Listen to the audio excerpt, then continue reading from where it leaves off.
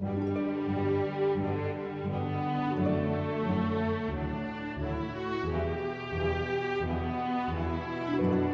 you know, this is quite an ancient document, written during an age known as the Iron Age. During the sermon time, I'd like us to take a specific look at one of those ancient books of the Bible, the Old Testament.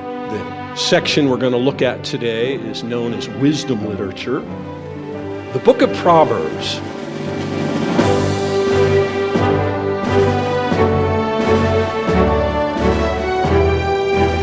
Well, brethren, as Christians, we base our beliefs on the teaching of this book, the Holy Bible. When we get together each Sabbath, we quote verses from this book.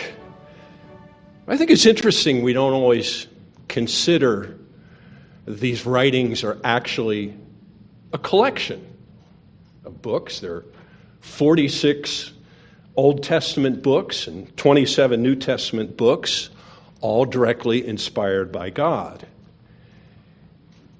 And you know, this is quite an ancient document when you consider, for instance, you look at the Old Testament writings, many of them were written during an age known as the Iron Age, which went roughly from about 1200 BC, the time of the Judges, up to about 600 BC, around the time when Nebuchadnezzar invaded Jerusalem and burned the temple and took the Jews into captivity. Then you had the Persian Empire and Alexander the Great after that.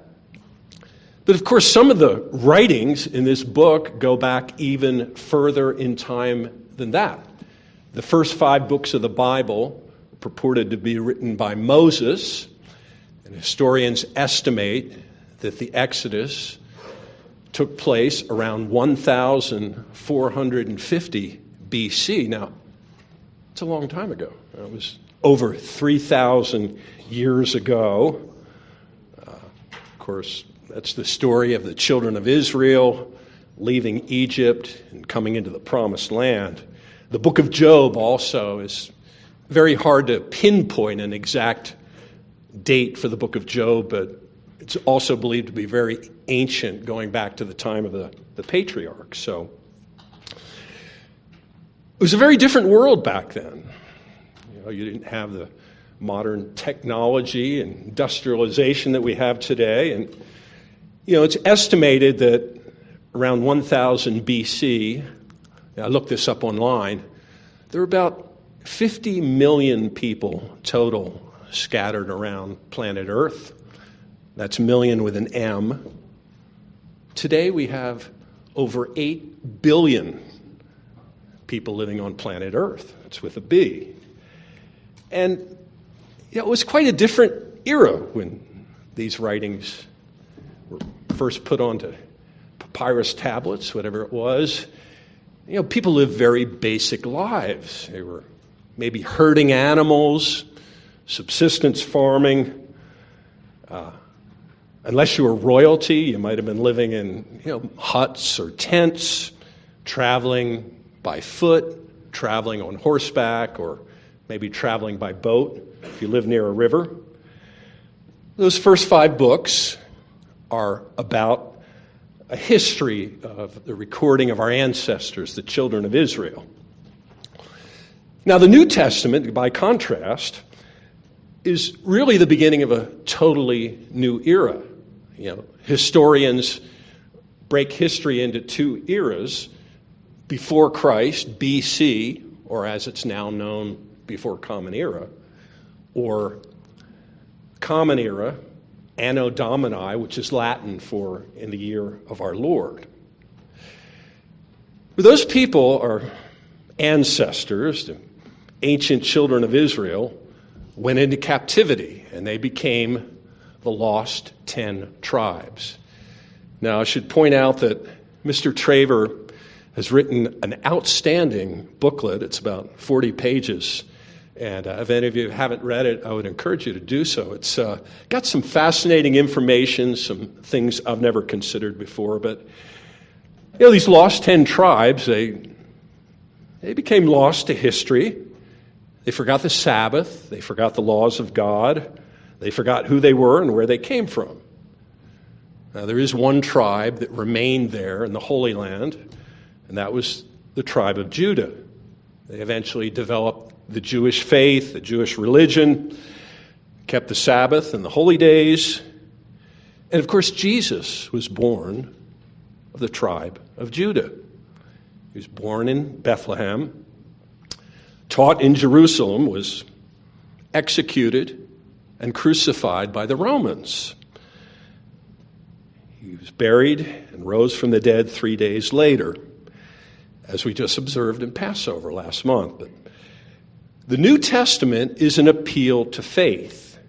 It's an understanding of the new life that we have in Jesus Christ and the hope that humankind has beyond this physical, mortal life, which eventually runs out for all of us, and beyond this current evil age that we currently live in. We picture that each year at the feast.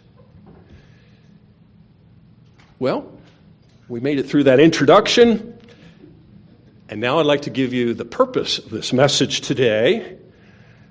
During this sermon time, I'd like us to take a specific look at one of those ancient books of the Bible in the Old Testament from around 1000 BC.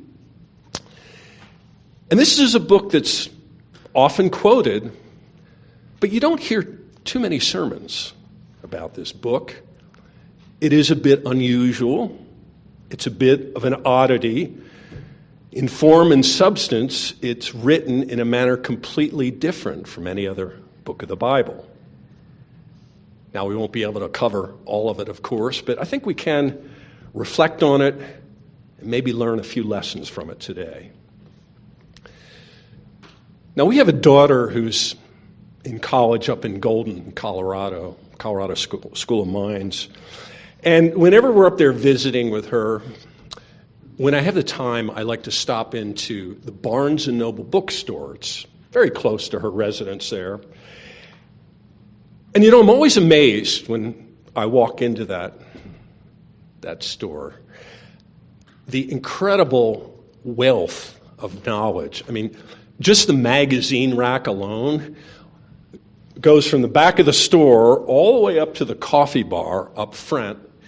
And you see hundreds and hundreds of these full-color, glossy periodicals on any subject you can dream of. I mean, there are magazines on how to decorate your home, or knitting, or boating, how to brew beer in your home, guns and ammo. There's magazines on exercise programs and special diets, the keto diet. It is a world, much as the prophet Daniel predicted it would be. At the time of the end, many would run to and fro, and knowledge will be increased.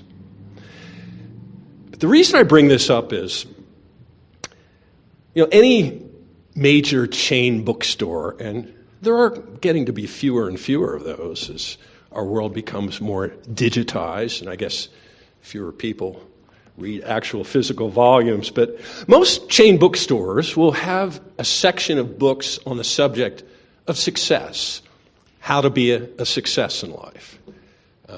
This particular Barnes & Noble, I took a look, and they've got a whole row of books on religion, and then they've got a whole row on philosophy. They've got a row on business, how to attain wealth. There's a row of books on what they call personal growth, and there's a row on what they call self-transformation. So there is quite a bit of interest on this subject of how to be a success in life. God's Word has quite a lot to say about that as well. The section we're going to look at today is known as wisdom literature.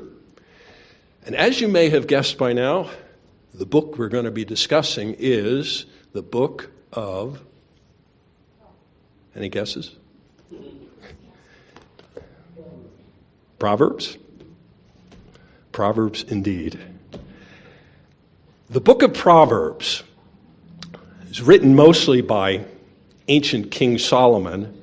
And, it should be noted that, the so-called wisdom literature was very popular during that era of 1000 BC. It was not unique to Israel. There have been papyrus tablets found in Egypt, for instance, where, the sayings are very similar to those that Solomon wrote. But ancient King Solomon was easily the wisest man who ever lived. The Bible makes note of that. And this work, this book of Proverbs, ought to be worth reading on the basis of that alone. But related to this, and you'll see where I'm going in a minute with this discussion. Related to this, back in January, my wife and I watched the inauguration of the 47th President of the United States. Maybe some of you saw it as well, but it was a ceremony. It was imbued with quite a lot of pomp and circumstance. As I remember, you had the U.S. Marine Band played Hail to the Chief, Star Spangled Banner. You had some beautiful vocalists. God Bless America was sung. Many important dignitaries. I believe all the living ex-presidents were there as well. But there was also a religious and a spiritual element to that ceremony. There was an opening prayer given by Dr. Franklin Graham. And then there was an invocation given by the Archbishop, Timothy Dolan. Now, in his short address, the Archbishop did quote a specific passage of Scripture, which I thought we'd take a look at right now. It was 1 Kings chapter 3 and verse 7. 1 Kings chapter 3 and verse 7. We'll look at verses 7 through 10. And this is the scene in the Old Testament where Solomon has been anointed king over the United Tribes. He's built the temple. He's made the sacrifices. And God comes to Solomon in a dream and he says, ask for whatever you would like to have. Wow. What a great position to be in. But even before he was granted the answer to that request, I think Solomon used quite a bit of wisdom and quite a bit of humility in his response to God. Let's look at that here, which was, again, quoted during the inauguration ceremony. Verse 7, Solomon's saying here, now, O Lord my God, you have made your servant king instead of my father David. But I am just a little child. I do not know how to go out or come in. And your servant is in the midst of your people, whom you have chosen, a great people, too numerous to be counted. Much like the United States of America today, over 340 million people living here. Verse 9, here's Solomon's request. Therefore, give to your servant an understanding heart to judge your people, that I may discern between good and evil. For who is able to judge this great people of yours? And the speech pleased the Lord. So the wisdom of Solomon came directly from God. And there is another summary of those gifts. If you'll turn over just one chapter, maybe it's only one page over in your Bible, 1 Kings 4, and we'll look at verse 29. 1 Kings chapter 4 and verse 29. And God gave Solomon wisdom and exceedingly great understanding and largeness of heart, like the sand on the seashore. Now dropping down to verse 32. He spoke 3,000 proverbs. Now, only about 800 of those 3,000 proverbs are actually recorded in the Book of Proverbs. The biblical scholars believe that the rest of the Proverbs in that book were collected and edited by Solomon as well. Continuing on, and his songs were 1,005. So King Solomon was a musician, just like his father was. And I've often pondered how interesting it might be to hear some of that music, to hear some of those songs that Solomon wrote. Of course, we don't have any record of that, and even if we did, it'd probably be very difficult to translate the tablature. But this passage goes on to speak of how, he spoke of trees and birds and fish. He's a great naturalist, Solomon. In verse 34, and men of all nations from all the kings of the earth who had heard of his wisdom came to hear the wisdom of Solomon. Now there's one more summary of the king's very unique talents that I'd like for us to look at. And this is found in Ecclesiastes chapter 12 and verse 9. Ecclesiastes chapter 12 and verse 9, and we will come back to this book a little bit later on.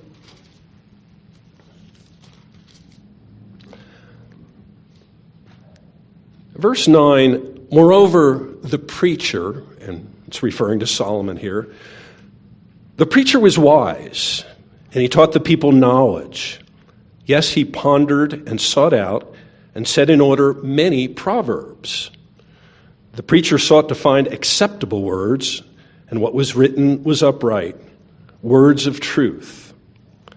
The words of the wise are like goads, and the words of scholars are like well-driven nails given by one shepherd. So these words of wisdom just poured out from this great man. Now, the book of Proverbs has no plot, has no stories, has no characters. Proverbs has none of this, yet it is one of the most quoted books in the Bible.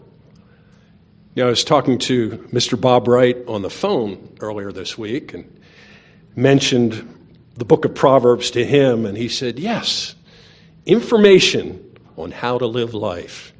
I think that put it very succinctly. But let's take a look at an example of that, and we'll just maybe hit a few high spots. Proverbs 3 and verse 5. Proverbs chapter 3 and verse 5. This is one of my personal favorite scriptures. It is a memory verse for us. And something interesting, as you'll see from this passage, verses 5 through 10, it includes a promise of both good health and also a promise of financial well-being. Let's look at that. Verse 5. And it's almost as if he's laying down a framework for Christian approach towards life. He says here, trust in the Lord with all thine heart, and lean not to your own understanding. In all thy ways acknowledge him, and he will direct thy paths. Now, verse 7, and here's where this promise of good health comes in. Do not be wise in your own eyes. Fear the Lord and depart from evil. It will be health to your flesh and strength to your bones. Now verse 9, and here comes a promise of financial prosperity. Honor the Lord with your possessions and with the first fruits of your increase.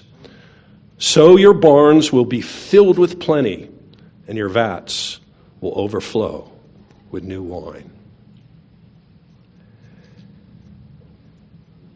Now, when I first started to become interested in religion, the teachings of the Worldwide Church of God, as a teenager, I had a friend at a summer camp who invited me to write in for a free booklet. It was written by Herbert W. Armstrong, and the booklet was entitled The 7 Laws of Success. I did write in for that booklet. I did read it and found it to be very helpful, but just as a very brief summary, if maybe you've never heard this before. By the way, you can find the contents of this booklet on the internet. But those 7 laws of success that Mr. Armstrong wrote about were, number 1, have a goal, have purpose, have direction, have an objective you're moving towards in life. Law number 2 is have the right education or preparation to reach that goal. Point number 3, maintain good health, and not just physical health, but spiritual, emotional, mental health as well. Point number 4 is drive. Get yourself up in the morning and get to work on time. Better yet, get to work early. Point number 5 is resourcefulness, and at times in life we may need to use a little creativity to find our way around and beyond and past the trials and the difficulties that we all face over the course of a lifetime. Law number 6 was perseverance. Never give up. Now, for those of you who might be history buffs, whenever I think of this principle of perseverance, I'm always reminded of the English Prime Minister, Sir Winston Churchill. It was the very depths of World War II.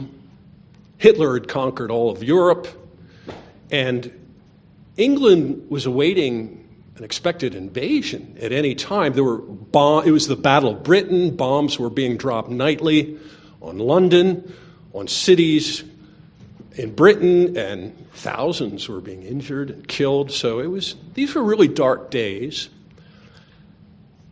But Churchill would get on the radio and he'd take to the airwaves and he'd buoy up the spirits of the British people. He'd tell them, we will never surrender. We will never give in. We shall fight on the oceans. We shall fight on the beaches. We shall fight on the landing grounds. We shall never surrender. Perseverance. Never give up. Now, the most important of these 7 laws of success was the final one, and that is to walk with God, as we just read in Proverbs 3:5. And I'd like to quote, it's just a short quotation from Mr. Armstrong's booklet. He wrote, "Is it possible that the living God might be a factor in determining the success or failure of one's life? Few have thought so. People ignore all their lives any idea of divine guidance and help, and yet, if one should find himself foodless and waterless on a raft, shipwrecked in mid-ocean, it is remarkable how quickly he would begin to believe there really is a living God. In last resort desperation, most people will cry out to him whom they have ignored, disobeyed, and set at naught all their lives." End quote. How true that is. It's been said there are no atheists in a foxhole. So as Mr. Armstrong wrote, it is important for us to have meaning and purpose in our lives, to help and to serve others. Well, let's take a look at another one of these nuggets of wisdom from King Solomon, Proverbs 11 and verse 25. Proverbs 11, verse 25. Again, we'll just hit a few high spots here. And the king here is speaking of the importance of being charitable to others as a way of life. Verse 25, "The generous soul will be made rich, and he who waters will also be watered himself. The people will curse him who withholds grain, but blessing will be on the head of him who shares it." Generosity, giving, not taking. There's another proverb, which you don't need to turn there. It's Proverbs 19:17, which is similar in tone. He who has pity on the poor lends to the Lord, and he will pay back what is given. Let's take a look at the introduction, the preamble to this book. I think there's something to be learned from that. Proverbs 1:1. Proverbs chapter 1 and verse 1. The Proverbs of Solomon, the son of David, the king of Israel. Now in verse 2, it's almost as if a specific purpose statement is being given. The purpose for this book: to know wisdom and instruction, to perceive the words of understanding, justice, judgment, and equity, to give prudence to the simple, to the young man knowledge and discretion. Verse 5, a wise man will hear and increase learning, and a man of understanding will attain wise counsel. Dropping down now to verse 7, the fear of the Lord is the beginning of knowledge, but fools despise wisdom and instruction. So true wisdom begins with a deep reverence for God. Now, verse 8, I think it is interesting to take note of the author, King Solomon. He is obviously a very wise, very talented, very successful individual, at least outwardly speaking.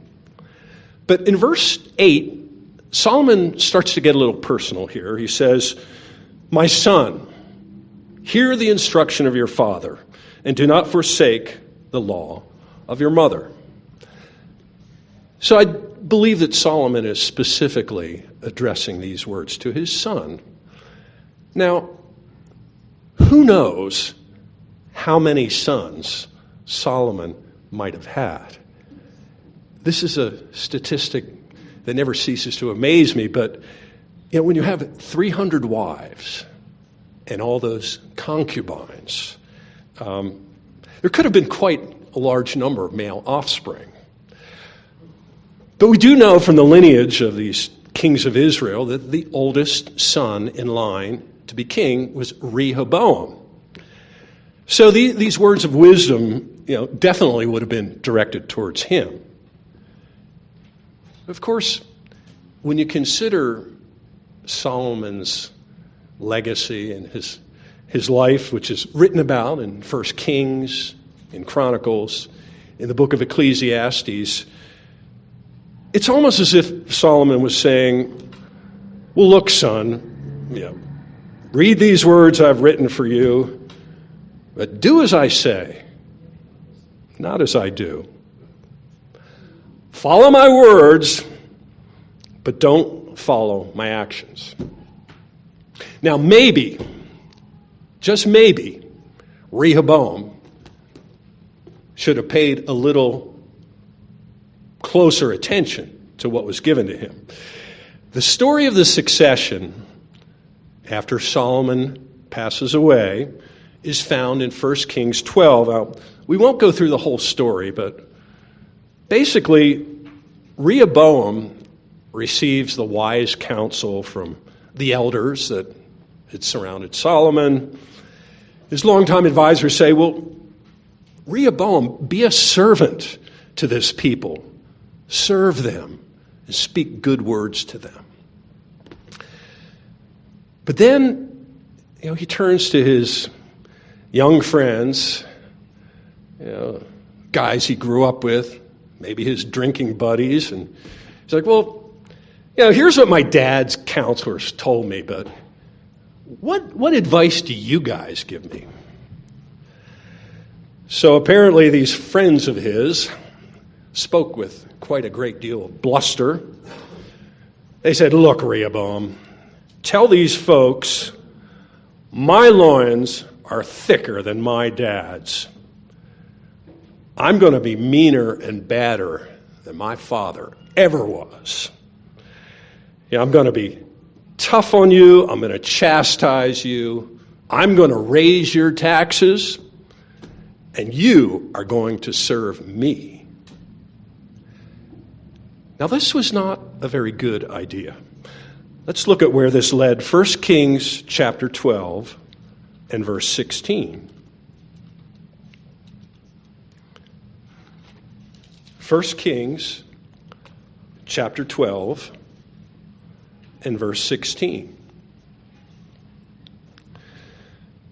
Now, when all Israel saw that the king did not listen to them, the people answered, saying, "What share have we in David? We have no inheritance in this son of Jesse." They're saying, "Rehoboam, you're not going to be our king. Now see to your own house, O David, to your tents, O Israel." So Israel departed to their tents. Very sad to see where this lack of heeding wise counsel led. Caused a split up of the united 12 tribes, almost led to a civil war, and set Israel on the path to becoming the lost 10 tribes, as we mentioned earlier. Lost to history and with a lost identity. Of course, God's hand was in that as well. So if there is perhaps an extra biblical lesson from the Book of Proverbs and the life of King Solomon, it is this. All the wisdom, all the biblical knowledge, all the understanding in the world is of no use, no value, unless we put it into use, unless we put this wisdom into practice. Applying the Proverbs, that is true wisdom. Well, there's a passage in 1 Kings chapter 11 and verse 4, a passage that summarizes where Solomon was at the end of his life. And it's not a pretty picture. 1 Kings chapter 11 and verse 4.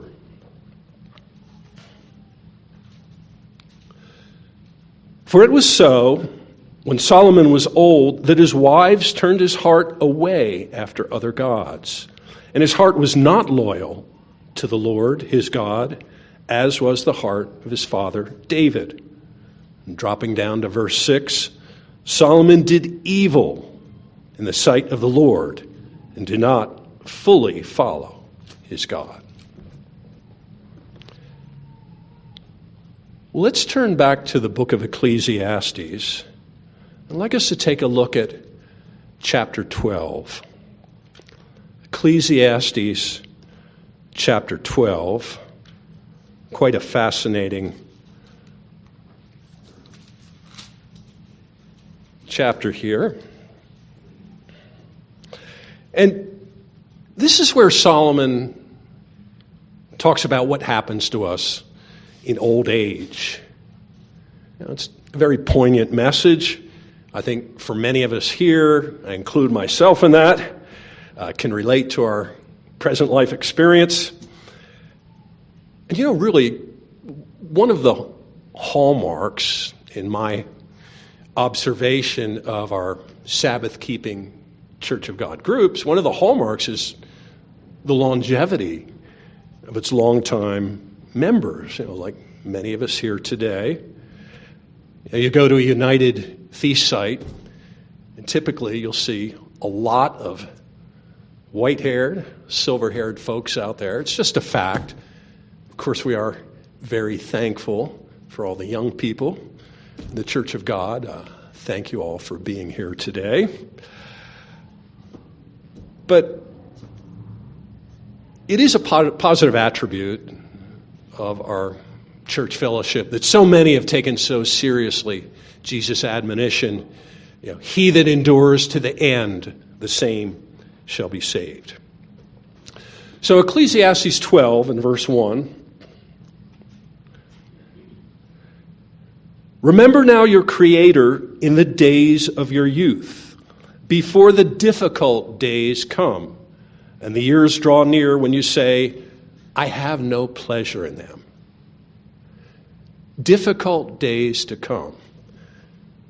Now, I don't think Solomon is talking about the Great Tribulation here. I think he's talking about aging, of course. Verse 2, just a note on that, as the years accumulate, getting old is no fun. Your body starts to break down. You have aches and pains that you never dreamed of in your younger years.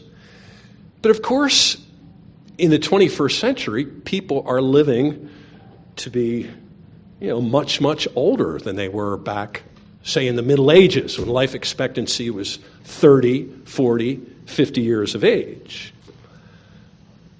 Now, the U.S. Census Bureau reports that the fastest growing age group in America are those 85 and older. We just visited my mother back in Philadelphia last month, and she's going to be 96 in a few months, still living on her own. Continuing with verse 2. While the sun and the light and the moon and the stars are not darkened, and the clouds do not return after the rain, in the day when the keepers of the house tremble and the strong men bow down, when the grinders cease because they are few, and those that look through the windows grow dim. I've always found this to be a very beautiful, a very poetic passage. And about the same time as this King James Version was being translated and published, that was 1611, there was a famous English playwright by the name of William Shakespeare. Now, Shakespeare wrote a play entitled As You Like It, which there's a scene, which maybe some of you have heard before, which I think rather closely echoes what Solomon wrote here in Ecclesiastes 12. And it's not totally surprising because Shakespeare was, he was educated in Latin and the Holy Scriptures, but this scene from As You Like It goes like this. It goes, all the world's a stage, and all the men and women merely players. They have their exits and their entrances, and one man in his time plays many parts, his acts being 7 ages. And Shakespeare goes on to list those 7 ages, and won't go through them all, but at first, the infant, a few of those here today, mewling and puking in his nurse's arms.